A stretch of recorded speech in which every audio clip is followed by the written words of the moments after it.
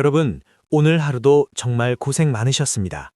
꽉 막힌 도로, 숨 막히는 지옥철, 그리고 통장에 스치듯 지나가는 월급. 저 정진우도 한때는 매일 아침 눈을 뜨는 게 두려웠던 시절이 있었습니다. 열심히 사는데, 정말 남들보다 더 치열하게 사는데 왜 내 삶은 나아지지 않을까? 혹시 지금 여러분도 이런 고민을 하고 계신가요? 오늘 소개해드릴 이야기는 바로 그런 우리의 모습을 거울처럼 비춰주는 책, 송이구 작가님의 나의 돈 많은 고등학교 친구입니다. 주인공 영철은 대기업 과장이지만 삶이 팍팍합니다. 그런데 어느 날 고등학교 동창 병현이를 만나게 되죠.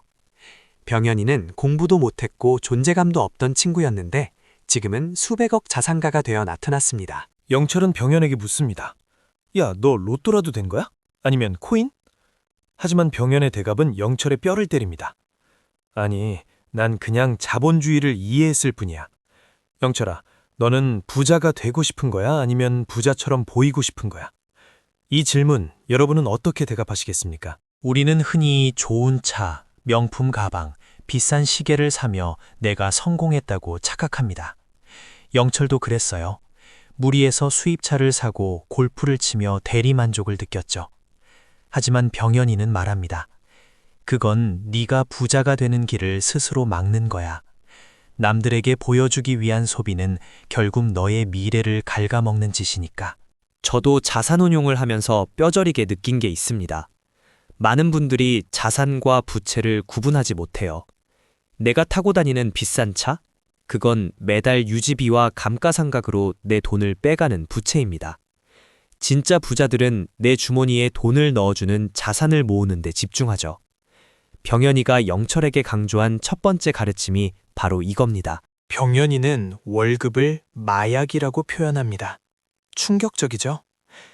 꼬박꼬박 들어오는 월급은 당장의 안정감을 주지만 동시에 우리를 그 안에 가둬버립니다.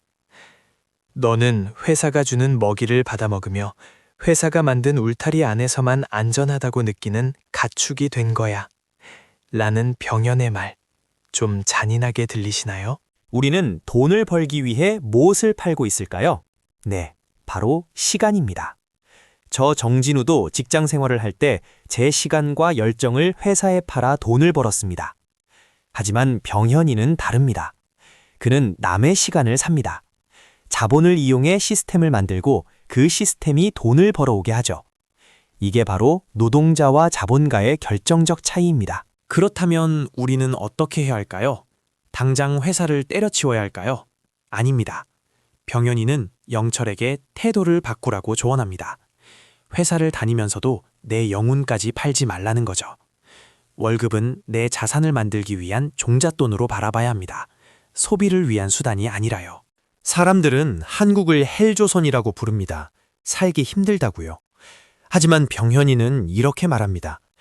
자본주의를 모르는 사람에게는 지옥이지만 자본주의를 이해하고 이용하는 사람에게는 여기만큼 기회가 많은 천국도 없다. 저도 이 말에 100% 공감합니다. 불평만 하고 있을 때 누군가는 기회를 잡고 있으니까요. 그 기회는 멀리 있지 않습니다. 남들이 귀찮아하는 것, 남들이 두려워하는 것에 기회가 숨어 있죠. 병현이는 남들이 쳐다보지 않는 낡은 빌라, 저평가된 땅을 보러 다녔습니다. 모두가 안 된다고 할 때 그는 왜 안 될까를 분석했죠. 대중과 반대로 가는 용기, 그것이 부의 시작점입니다. 나도 너처럼 될 수 있을까? 병현이 답합니다. 방법은 서점에 널려 있어. 유튜브에도 넘쳐나지.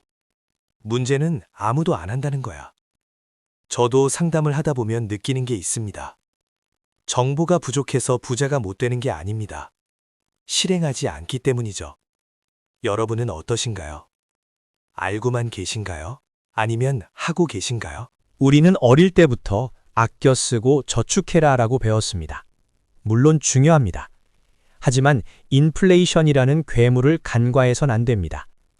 짜장면 가격이 10년 전과 비교해 얼마나 올랐나요? 현금만 쥐고 있는 건 내 돈의 가치가 매일매일 녹아내리는 것을 지켜보는 것과 같습니다. 투자는 선택이 아니라 생존입니다. 그렇다면 투자는 어떻게 시작해야 할까요? 일단 종잣돈이 필요합니다. 1억 원을 모으는 과정은 정말 고통스럽습니다. 저도 결혼 초기에 정말 짠돌이 소리 들으며 모았습니다. 하지만 그 1억이 모이는 순간 돈이 돈을 버는 속도가 달라집니다.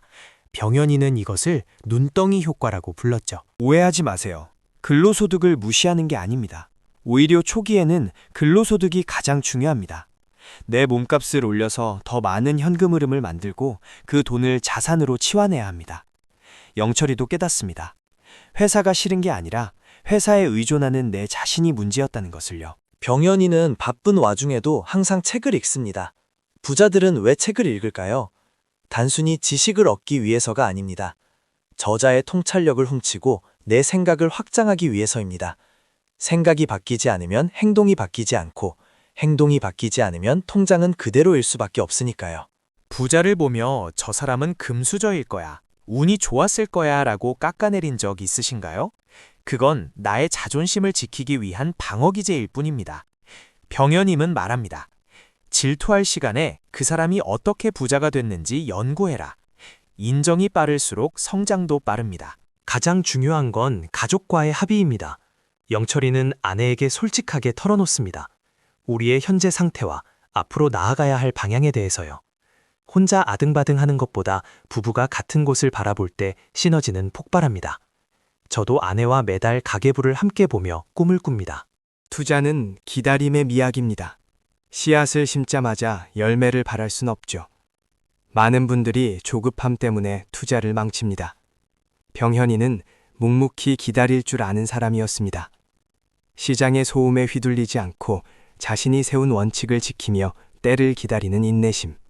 그게 바로 부자의 그릇입니다. 결국 병현이가 말하는 부자의 삶은 하고 싶지 않은 일을 하지 않을 자유입니다.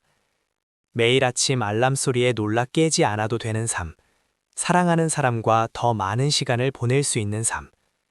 돈은 그 자유를 지키기 위한 강력한 도구일 뿐, 돈 자체가 목적은 아닙니다. 영철이는 병현을 만난 후 완전히 다른 사람이 되었습니다. 불필요한 술자리를 줄이고 차를 팔고 경제 공부를 시작했죠. 주변에서는 왜 그렇게 유난이냐고 했을지 모릅니다. 하지만 영철의 눈빛은 확신에 차 있습니다. 그는 이제 부자처럼 보이는 사람이 아니라 부자가 되어가는 사람이니까요. 자, 이제 다시 여러분께 묻겠습니다. 여러분의 친구 목록에 여러분을 자극하고 이끌어줄 병현이 같은 친구가 있나요? 만약 없다면 여러분이 직접 그 친구가 되어보는 건 어떨까요? 책 속의 병현이는 사실 작가님이 우리 모두에게 보내는 미래의 나 자신일지도 모릅니다. 오늘 당장 내 소비 내역을 점검해 보세요. 내가 산 것이 자산인지 쓰레기인지 구분해 보세요. 그리고 서점에 가서 경제서적 한 권을 집어드세요. 그 작은 행동 하나가 10년 뒤 여러분의 인생을 송두리째 바꿔놓을 것입니다. 늦지 않았습니다. 바로 지금이 가장 빠른 때입니다. 부자가 되는 길은 외롭고 험난합니다. 하지만 그 끝에 있는 자유는 그 어떤 것과도 바꿀 수 없는 달콤함입니다. 저 정진우도 여러분과 함께 그 길을 걷겠습니다. 흔들리지 않는 부자 마인드, 오늘부터 장착하시길 바랍니다.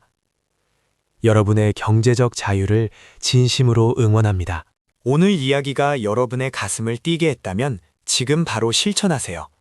어제와 똑같이 살면서 다른 미래를 기대하는 건 욕심입니다. 변화는 생각에서 시작해 행동으로 완성됩니다. 오늘 영상이 도움이 되셨다면 구독과 좋아요 부탁드립니다. 여러분의 작은 실천이 부의 추월 차선으로 이끌어줄 겁니다. 감사합니다.